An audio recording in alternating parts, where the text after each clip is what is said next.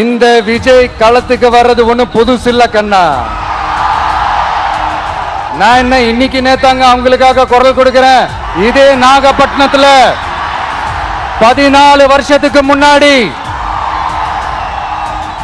2011ல February 22 இதே நம்ம மீனவர்கள் தாக்கப்பட்டதை கண்டிச்சு ஒரு பொதுக்கூட்டம் ஒண்ணு நடத்தணும் இல்லையா?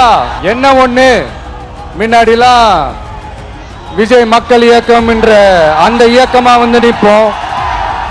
இப்ப தமிழக வெற்றி கழகம் என்ற அந்த ஒரு அரசியல் இயக்கமா நிக்கிறோம். அவ்வளவுதான் வித்தியாசம்.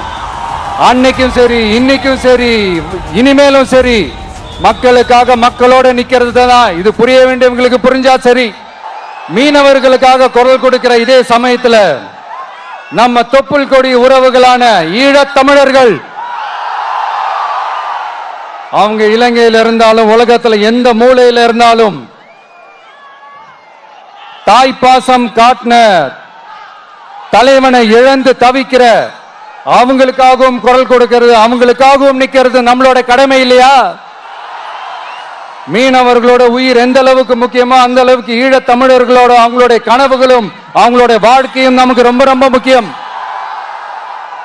நம்ம மீனவர்கள் படுற இந்த கஷ்டத்தை எல்லாம் பார்த்து ஒரு பெருசா ஒரு கடிதம் ஒண்ணு எழுதிட்டு அதுக்கப்புறம் கப்சிப்னு சைலண்டா போறதுக்கு நாம ஒண்ணு இந்த கபட நாடக திமுக அரசும் கிடையாது. மற்ற மீனவர்கள்னா இந்திய மீனவர்கள், நம்ம மீனவர்கள்னா தமிழக மீனவர்கள். இப்படி பிரிச்சு பார்த்து பேசுறதுக்கு நாம ஒண்ணு பாசிச பாஜக அரசும் கிடையாது.